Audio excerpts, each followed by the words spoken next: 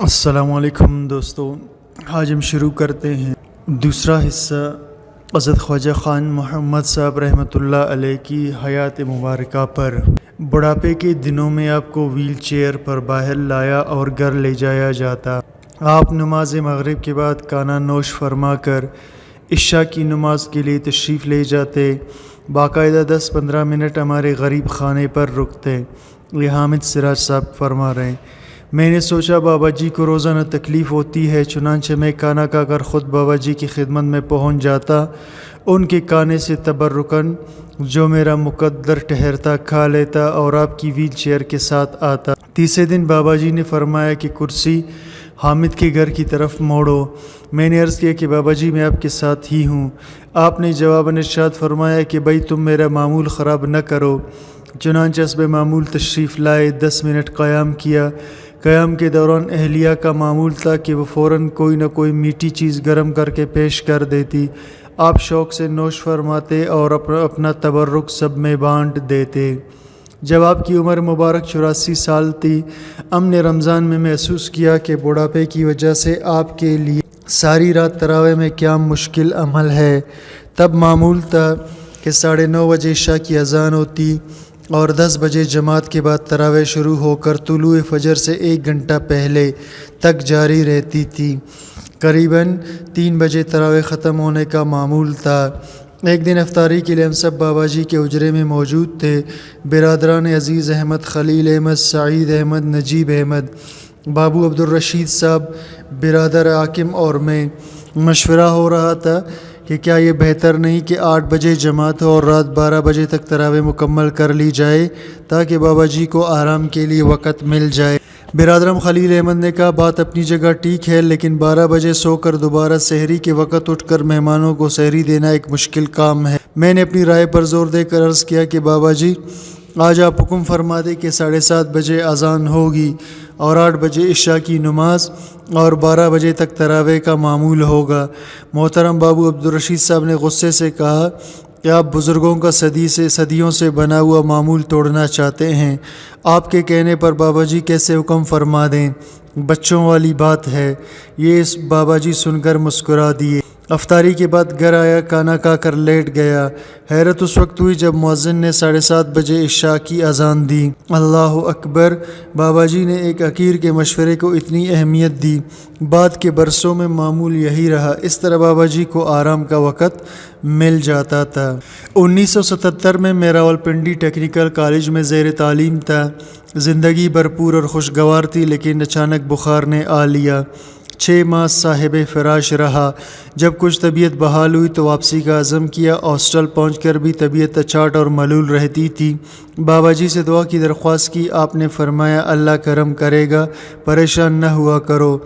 عجیب و غریب اندھی بہری سوچے جگر چلنی کرتی رہتی تھی۔ ہاسٹل میں ایک دوست نے کہا کہ کمیٹی چوک کے پاس ایک حافظ جی رہتے ہیں، ان کی تعویذات تیر بہدف ہیں، تم ان سے ملو، ممکن ہے بیماری ٹل جائے۔ میں ایک دن مطلوبہ مقام کی تلاش میں نکل کڑا ہوا۔ راولپنڈی کے گلی کوچوں کی خاک چاندتا، ویگنیں تبدیل کرتا حافظ صاحب کے ہاں پہنچا۔ وہ مجھے بھلے آدمی لگے۔ انہوں نے دیکھا بالا عاملانہ انداز میں حساب کتاب کر کے فرمایا کہ آپ پر سحر کے اثرات ہیں۔ میں نے علاج کی بابت پوچھا تو انہوں نے فرمایا کہ یہ زعفرانی تعویذ 41 جوم استعمال کیجئے، مگر آپ کا علاج کہیں اور ہوگا۔ میرے استفسار پر فرمایا کندیاں شریف سے آگے خانقاہ سراجیہ ہیں، وہاں ایک بزرگ ہے جن کا نام خواجہ خان محمد ہے، آپ ان کے پاس جا کر دعا کرا لیں، انشاءاللہ سب تکالیف رفع ہو جائیں گی۔ میں یہ سوچتا ہوا لوٹا کہ طبیب گھر میں ہیں اور ہم در بدر بھٹکتے پھر رہے ہیں۔ کالج سے چھٹی لے کر گھر پہنچا۔ بابا جی سفر میں تھے۔ ظہر کی نماز کے لیے مسجد گیا تو بہل کے عبدالعزیز شاہ صاحب سے ملاقات ہوئی۔ ان کی خدمت میں ساری تفصیل عرض کی۔ آپ نے ایک تعویذ دیا اور کہا کہ 3 دن میں ایک منفرد خواب آئے گا، وہ بابا جی کو سنا کر رہنمائی لے لینا۔ دوسری رات میں نے خواب میں دیکھا کہ میں ایک چارپائی پر نحیف و نزار لیٹا ہوں، جسم میں اتنی سکت بھی نہیں کہ کروٹ لے سکوں۔ میرے سرہانے 2 عورتیں بیٹھی باتیں کر رہی ہیں۔ ایک عورت نے دوسری سے کہا کہ میں نے تمہیں کہا تھا کہ جادو اتنا زوردار ہو کہ یہ جان سے چلا جائے۔ دوسری عورت نے کہا کہ کمی تو میں نے نہیں کی، دیکھ لو ہڈیوں کا پنجر ہو گیا ہے۔ جس پر پہلی عورت نے کہا لیکن ابھی بھی یہ شخص زندہ تو ہے۔ اتنے میں کیا دیکھتا ہوں کہ مغربی سمت سے بابا جی تشریف لا رہے ہیں، سفید کرتا، نیلا تیبند، سفید امامہ، چہرے پر نور اور روشنی۔ آپ نے میری چارپائی کے قریب پہنچے، آپ کے ہاتھ میں سفید ململ کا کپڑا تھا، آپ نے وہ کھولا اور میرے اوپر ڈال دیا۔ چارپائی کے سرہانے بیٹھی عورتوں کا رنگ اڑ گیا۔ پہلی عورت نے دوسری سے کہا، تم نے دیکھا جس شخص کی حفاظت کے لیے اللہ ایسے ولی کامل مقرر کر دے، وہاں ہمارا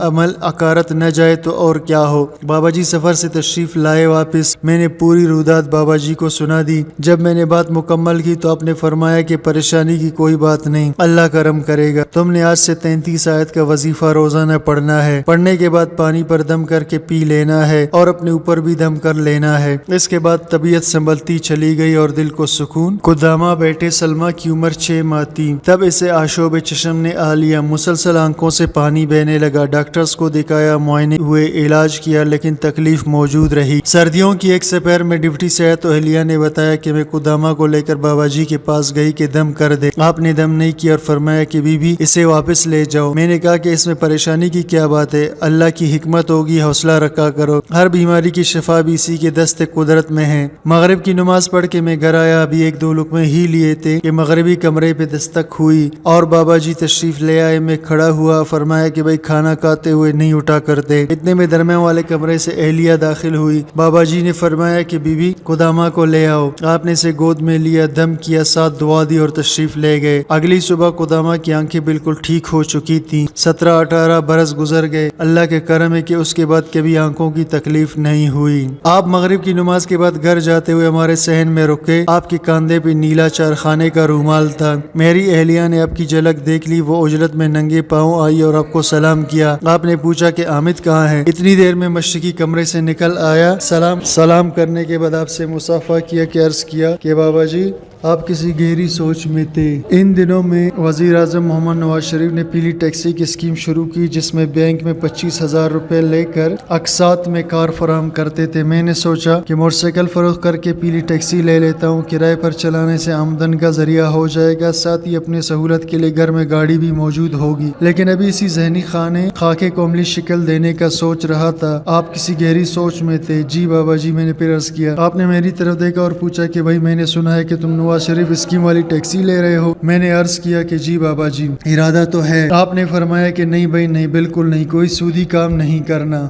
میں نے عرض کیا بالکل صحیح بابا جی، آپ کا حکم سر آنکھوں پر۔ پھر ڈرتے ڈرتے عرض کیا کہ بابا جی بچوں کی سہولت کے لیے کار کی ضرورت ہے، اجداد کی چند ایکڑ زمین کی سیرابی کے لیے ٹیوب ویل کی بھی ضرورت ہے، آپ دعا کر دے اللہ آسانی کرے۔ بابا جی نے فرمایا کہ بھائی اللہ کریم تمہیں سب حلال راستے سے عطا کرے اور ساری زندگی کوئی سودی کام نہیں کرنا، نہ کبھی بینک سے کوئی قسم کا قرض لینا ہے، چاہے کھاد بیج ہو، ٹریکٹر، ٹیوب ویل، کار یا کوئی ضرورت۔ وہ لمحہ قبولیت تھا۔ اللہ رب العزت نے رزق حلال سے کار عطا کی، کسی کے سامنے دست سوال دراز کرنا پڑا، نہ کوئی قرض لیا۔ جن دنوں ٹیوب ویل کا ارادہ ہوا، اللہ نے اسباب پیدا فرما دیے۔ قبرستان کی جنوبی مغربی سمت مسجد کی پشت پر بوڑھے توت کے درخت کے ساتھ میں نے ٹیوب ویل لگانے کا فیصلہ کیا۔ میاں والی سے مستری محمد حسین خود آیا، جگہ دیکھی، مجھے تخمینی اخراجات بتائے۔ پہلا مرحلہ کنویں کی کھدائی کا تھا، میں نے غلام حسن کو بھیجا کہ برفی لے آئے۔ صبح 10 بجے کا وقت تھا، بابا جی قبلہ اپنے حجرے مبارک میں بیٹھے تھے، مریدین کافی تعداد میں تھے، حجرہ بھرا ہوا تھا، برآمدے میں بھی ساتھی بیٹھے تھے۔ میں بابا جی کی خدمت میں حاضر ہوا، عرض کیا کہ بابا جی ٹیوب ویل کے کنویں کی کھدائی شروع کرنی ہے۔ بابا جی نے مسکراتے ہوئے کہا اچھا۔ میں نے پھر عرض کیا کہ بابا جی آپ تکلیف فرمائیں، آپ کی برکت سے کام آسان ہو رہے ہیں۔ آپ اٹھے تو تمام ساتھی چل پڑے۔ قبرستان کے پاس سے گزر کر آپ توت کے نیچے پہنچے۔ استاد محمد حسین کھدائی والی جگہ پر پانی ڈال کر زمین نرم کر چکے تھے، سب بادب کھڑے تھے۔ بابا جی نے کسی سنبھالی اور کھدائی کا آغاز کیا۔ 3-4 ٹپوں کے بعد کسی اور ساتھی نے سنبھالی۔ بابا جی نے دعا کے لیے ہاتھ اٹھائے، بہت طویل دعا فرمائی۔ برفی کا ڈبہ ان کے سامنے کھولا گیا، آپ نے ایک ٹکڑا اٹھایا اور باقی ساتھیوں میں تقسیم کرنے کی ہدایت۔ مجھے آپ کی دعا کا وہ لمحہ یاد آیا جو شام کے بعد میرے صحن کی تقدیر بنا۔ ایک شام میں مغرب کی نماز پڑھ کے سیڑھیاں اتر رہا تھا کہ سامنے بابا جی کے حجرے مبارک پر نظر پڑی۔ دروازہ خود بخود کھل گیا۔ کتنی دیر میں آپ کی زیارت کرتا رہا، میں نے فضا میں بابا جی کی خوشبو محسوس کی۔ آپ ماہنامہ بینات کا مطالعہ ادا کر رہے تھے۔ چہرے پر پہلے نور کی روشنی سے ہر طرف نرم اجالا تھا۔ ڈیسک پر دائیں جانب افروزہ ختم نبوت رکھا تھا۔ آپ نے نظر اٹھائی اور ساتھیوں کی جانب استفہامیہ نظروں سے دیکھا اور سوال کیا کہ یہ محمد حامد سراج کون ہے؟ عرض کیا کہ جی اپنا بھائی حامد ہے۔ آپ نے ارشاد فرمایا کہ ختم نبوت میں اس کا خط شائع ہوا ہے۔ یہ ان دنوں کی بات ہے جب ایٹامک انرجی کمیشن میں میری ملازمت کا اللہ نے بندوبست کیا۔ ایک دن شفٹ ڈیوٹی کے دوران ہم 5 ساتھی تھے۔ مغرب کی نماز کے لیے اکٹھے ہوئے۔ مسئلہ امامت کا تھا۔ 4 ساتھی بہریش تھے۔ میں ان دنوں داڑھی ترشوایا کرتا تھا۔ ان کے اصرار پر میں نے نماز پڑھا دی، لیکن دل میں قلق تھا کہ جانے نماز ہوئی کہ نہیں۔ مسئلہ معلوم کرنے کے لیے میں نے مولانا یوسف لدھیانوی کو خط لکھا، پوچھا کہ ایسی صورت میں نماز ادا ہو گئی یا نہیں۔ آپ نے جواب میں لکھا کہ آپ داڑھی کیوں نہیں رکھ لیتے، آپ کو دوہرا اجر ملے گا، ایک حضور علیہ السلام کی سنت زندہ کرنے کا اور دوسرا امامت کا۔ اور پھر یہ خط ہفتروزہ ختم نبوت میں بھی چھاپ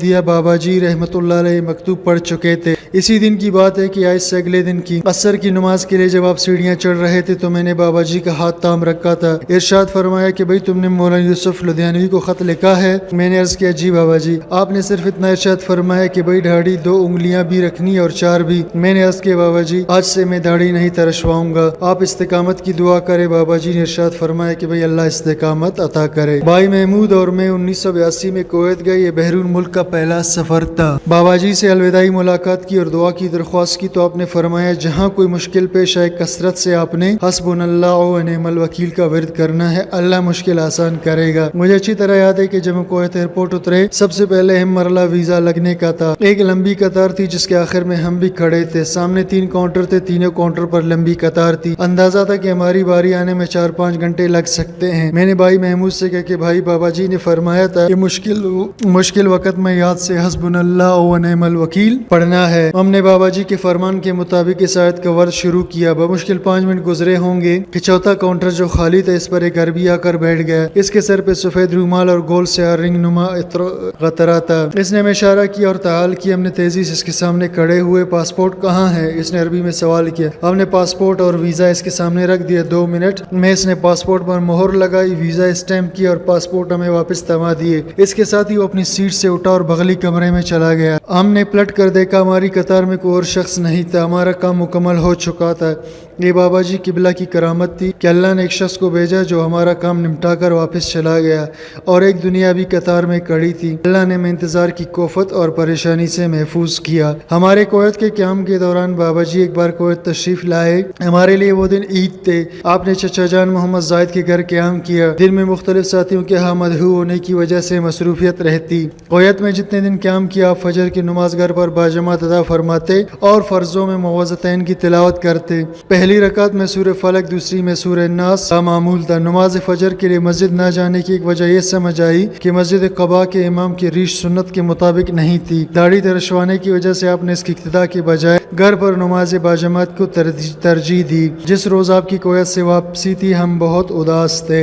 ایک دن عصر کی نماز کے بعد بابا جی حضور اکرم صلی اللہ علیہ وسلم کی خدمت اقدس میں حاضر ہوئے، سلام عرض کرنے جا رہے تھے۔ میں چند قدم پیچھے تھا۔ ایک اجنبی شخص آپ سے پرجوش عقیدت سے ملا۔ جس ستون کے پاس کھڑا تھا وہاں 2 آدمی کھڑے تھے۔ پہلے نے دوسرے کو کہا کہ تم ان بزرگ کو جانتے ہو؟ دوسرے نے کہا کہ نہیں جانتا، جس پر پہلے شخص نے کہا کہ روح زمین پر اس وقت ان کا ثانی نہیں ہے، زیارت کر لو، آپ اپنے وقت کے کتب ہیں۔ آپ کا اسم گرامی حضرت خواجہ خان محمد رحمت اللہ علیہ ہے۔ خانقاہ سراجیہ کندیاں شریف سے آپ کا تعلق ہے۔ ایک مرتبہ حضرت بابا جی رحمت اللہ علیہ بیت الخلاء میں داخل ہوئے۔ ضعیفی کے دنوں میں آپ کی کمر مبارک جھک گئی تھی، لیکن آپ پھر بھی نماز میں طویل قیام فرماتے۔ رمضان مبارک میں ساری رات تراویح کے دوران بھی قیام میں خلل نہ آتا۔ ساتھیوں کے اصرار کے باوجود آپ نے بیٹھ کر تراویح پڑھنے کو ہمیشہ ناپسند فرمایا۔ کسی ساتھی نے عرض کیا کہ بڑھاپے اور ضعف کی بنا پر آپ بیٹھ کر تراویح پڑھ لیجئے۔ مزاحاً فرمایا میں بیٹھ گیا تو میرے مرید لیٹ جائیں گے۔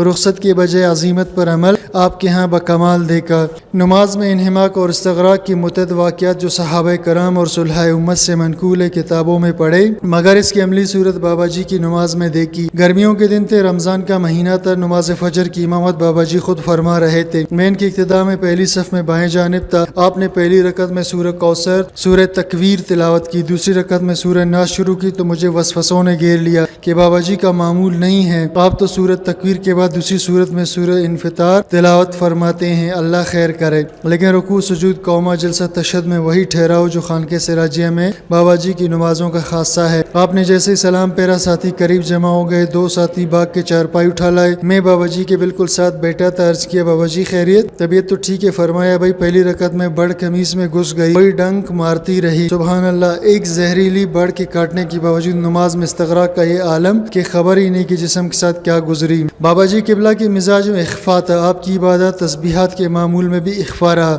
مغرب کی نماز کے بعد سنت ادا فرما کر تقریباً آدھا گھنٹہ مسجد میں معتکف رہتے، پھر طویل دعا کے بعد گھر تشریف لاتے۔ بینی جو معمول مغرب کی نماز کے بعد تھا وہ عشاء کے بعد تھا، آدھا پونا گھنٹہ تسبیحات میں مصروف رہتے، کوئی ساتھی بھی بیعت کی درخواست کرتا تو بیعت فرماتے، اس کے بعد حجرہ مبارک تشریف لاتے۔ بابا جی کا خانقاہ شریف کے قیام کے دوران ہمیشہ معمول رہا کہ آپ نماز فجر کے بعد ختم خواجگان مکمل فرماتے، پھر مریدین کے ہمراہ طویل مراقبہ فرماتے، پھر عشاء کے نوافل پڑھ کے گھر تشریف لاتے۔ ایک بار کوہاٹ تشریف لے جا رہے تھے، راستے میں کار کو حادثہ پیش آ گیا جس کی وجہ سے آپ کی ریڑھ کی ہڈی میں تکلیف ہو گئی۔ ڈاکٹرز نے مسجد کی سیڑھیاں چڑھنے سے منع کیا، لیکن آپ مسجد میں نماز پڑھنے پر مصر رہے، چنانچہ آپ کے لیے مسجد کے حاشیے کے ساتھ ہائیڈرولک لفٹ لگوائی گئی، آپ لفٹ کے سہارے مسجد تشریف لے جاتے۔ بیماری اور ذوف نے زور پکڑا اور آپ کے لیے کھڑے ہونا چلنا دشوار ہوا، آپ کے آرام کے لیے ویل چیئر کا اہتمام کیا گیا تاکہ آپ کو باہر حجرہ شریف اور مسجد شریف لے جانے میں آسانی ہو۔